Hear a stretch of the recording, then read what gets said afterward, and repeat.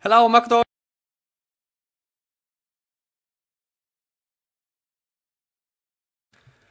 Hello, Macador's Football Fan TV. I am delighted to be joined by Jack Reeve from Talk Norwich City, the YouTube channel, all dedicated to Norwich City FC. And we're here to talk about a player who's been doing very well recently, and a player a lot of Irish fans have been very frustrated not to see a lot of minutes.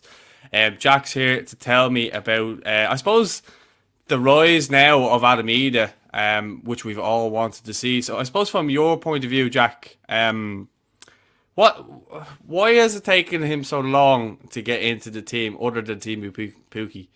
Yeah, Paul. Well, first of all, thanks so much for having me on. It's nice to discuss something to do with Norwich in a positive sense, because we haven't done much of that recently. Adam Idah is a fascinating case, and I think there's a few different things to this. I think Dean Smith has helped him hugely. We'll get onto that in a moment. I suspect the reason that maybe Irish football followers or just neutrals in general may have been frustrated with the progress of Adam Idah over the past few years probably came down to him just breaking on the scene really early. You look back to kind of, I think it was 2018, 2019 time when he scored that hat trick in the FA Cup against Preston. At that point in his career, we hadn't really heard too much about him either. We'd heard kind of reports from the under 18s and the under 21s. And when he was thrown into that game, he was still very young, still very raw, and nobody was expecting that to come. Also worth noting as well, under Daniel Farke's time, we very rarely played two strikers. It was usually just one up front.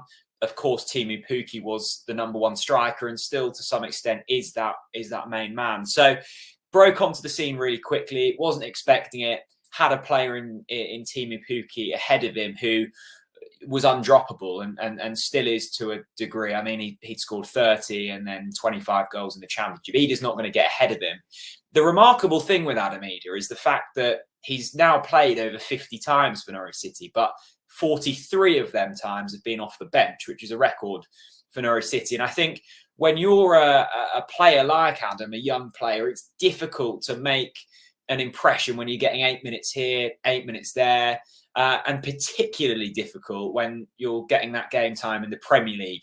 Often he's making substitute appearances when Norwich City are either beaten or already out of the game. So it's been difficult for him, and usually you would see a striker like Adam loaned out, I suspect, and I think there were a lot of Norwich fans surprised that didn't happen in the summer. I think, and maybe even still do think, that a championship loan would have been good for him, because it feels as if he's kind of at that level. But instead, for Norwich City's case, it was Jordan Hugill loaned out and Adam Idah kept. Now, under Daniel Farke, start of the season, one striker, Teemu Pukki. Since Dean Smith's come in, he clearly likes Adam, and he played exceptionally well against West Ham a week or so ago in the league. We lost, remained in the team, and was man of the match and really quite good against Everton with that first Premier League goal. So, brilliant to see him, finally make a mark, and this could well be the kickstart he needed. Yeah, it's fascinating to kind of hear your point of view, because we've obviously been watching with the Ireland under 21s, and obviously Stephen Kenny was the man who brought him in there. He went on then to be the senior team manager at Ireland, and he had been bringing in Adam, regardless of how he was playing with Norwich, regardless of form. He was bringing him in to be his main man, and a lot of Irish fans, I suppose, were kind of scratching their heads, going, "We know this guy is talented, but why is he getting picked to be Ireland's number one striker?" Not that we're blessed with strikers, we know that, but he's still being brought in and played ahead of a lot more experienced players. He was being played ahead of Shane Long and James Collins, who you would say are, I would say experienced, but also a bit more physical. But looking at Adams, his physique, he does look physical. Now, I do still think he's got a lot of growing to do, but I think if you look at the Everton game the other day, he showed strength. He's quick, he's aware. All these things that we saw against Portugal. I don't know if you watched that game where Ronaldo scored two late goals to beat us. Yeah. And Adam played his best game for us, in my opinion, in that game. And I was looking, going, if this guy can do it against Portuguese, like Ruben Diaz and Pepe. I know Pepe's a little bit past it now, but he's still playing Champions League and he's still, playing top level European football and stuff like that with Portugal. But Adam, for me, the way he played against Everton reminded me of the way he played against Portugal in that game. And that should be, I suppose, in your point of view, exciting from a Norwich City point of view. Like, what is the general consensus for Adam? Do people think he can go up a few more levels? What is the general kind of feedback around, I suppose, Carrow Road and that? Because we do know Timu Pukki, is the main man there. But is there a perception that Adam can be the main man soon enough because, Pukki's not getting any younger? Absolutely. It's interesting you mentioned the physical kind of attributes of Adam, because he always struck me as quite a physical player when he was coming through the youth teams. And there were quite a few comments from pundits and former professionals after the win against Everton saying it looks like he quite simply got in the gym and put a bit of timber on, which maybe he needed. And the way that Dean Smith deployed him on Saturday was that of kind of a hold-up striker, release the pressure, put it into Adam's chest, bring it down. And as you will know better than anyone, he's got a real quick turn of foot. So, the physical attributes are really impressive. I think he's been slightly harshly treated at Norwich City because he's often been played on the wing and just kind of tried to forge him into the team. And I don't know if you agree, but to me, he seems like an out-and-out striker and he's a good finisher of the ball. So he's probably been unfairly judged because the times Norwich fans have seen him, kind of the majority of their performances have been out on the wing, and he just doesn't look like a winger to me. I may be wrong, but the few performances we've seen from him where he's playing as a striker and playing alongside someone, he's looked far better. I suspect that there will be a buzz amongst the kind of top brass at Norwich City, particularly if Norwich get relegated from the Premier League, which is looking likely. I suspect that Timu won't be around Norwich for too much longer. And suddenly you've got a striker and Adam who has played Championship football, now scored in the Premier League.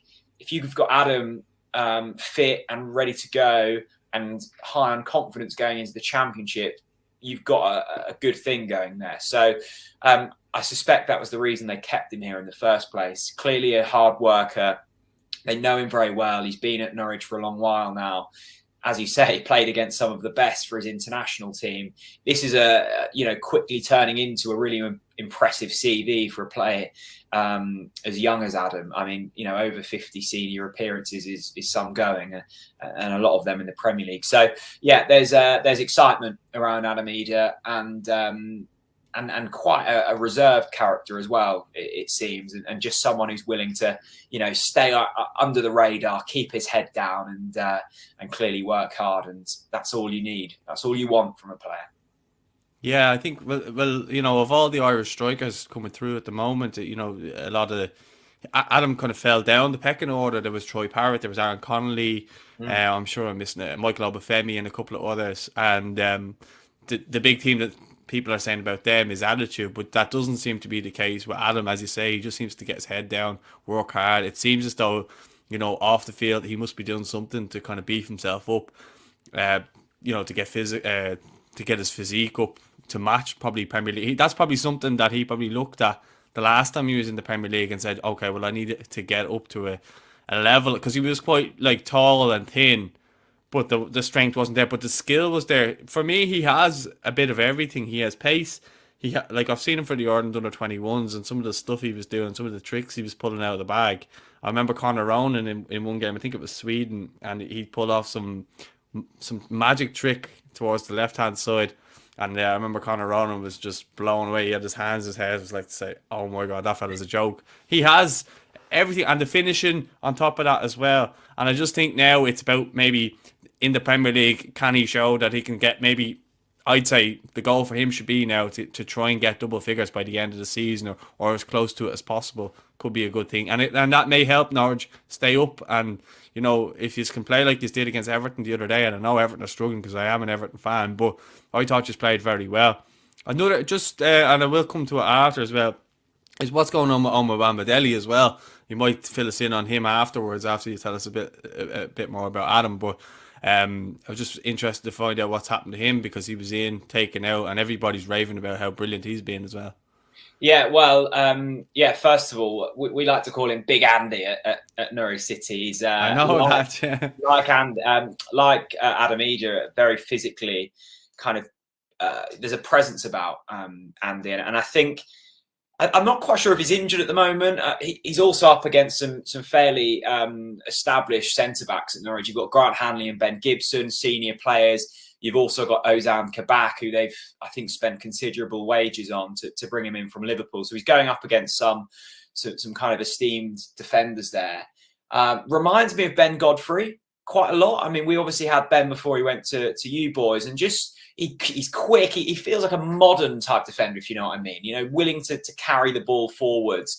I think there's probably been slight worries around his positioning, but everything else seems spot on. Scored a wonderful header against Leeds when we were really struggling, and both with Andy and Adam, you can't underestimate how difficult it is for a young player coming through in the Premier League for Norwich City, right? We are constantly up against it. This isn't like a young player like Foden coming through at Manchester City where they'll always have the ball. If they make a mistake, someone else will cover for them.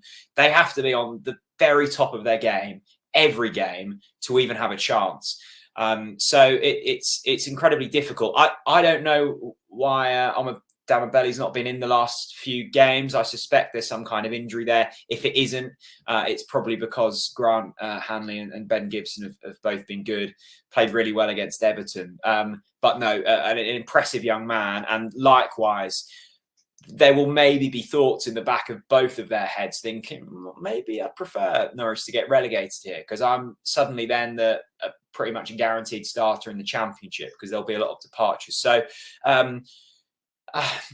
lots can happen in a few years, but Norwich have a good track record with developing youngsters. You've only got to look at Max Aarons and Jamal Lewis, James Maddison, Ben Godfrey. They will be looking at a really exciting pathway, and they've probably been brought in quicker than they would have done at other clubs.